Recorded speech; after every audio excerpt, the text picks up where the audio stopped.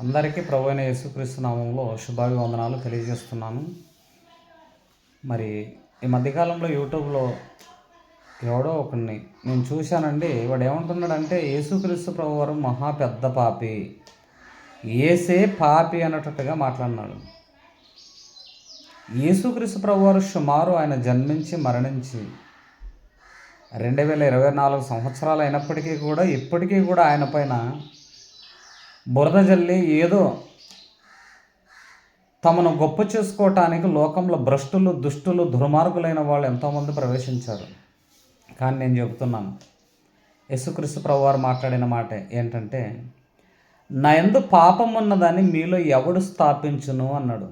యోహాను సువార్త 8వ అధ్యాయం 46వ వచనంలో, నేను సత్యమును చూపుచున్నాను కానీ మీరు నన్ను నమ్మరు అన్నాడు. యేసుక్రీస్తు చేసిన పాపం అంటూ ఏది కూడా లేదు అని ఆనాటి ఇశ్రాయేలు ప్రజలు, అన్యులు, సమస్త మనుషులందరూ కూడా ఆయన నీతిమంతుడని తెలుసుకున్నారు.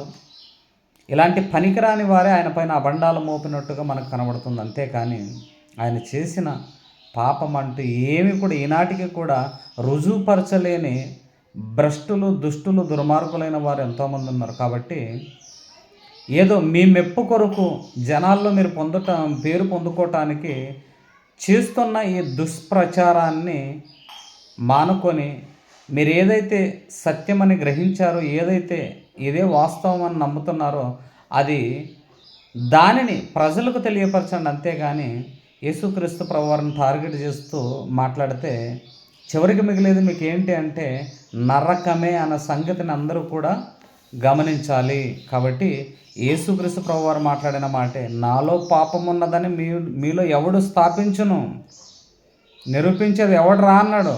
ఎవడని రాగలడా? ఆనాటి నుంచి మొదలుకొని ఈనాటి వరకు యేసుక్రీస్తు ప్రభువారు పరిశుద్ధుడే. కాదన్నవాడు నాతో మాట్లాడగలడు.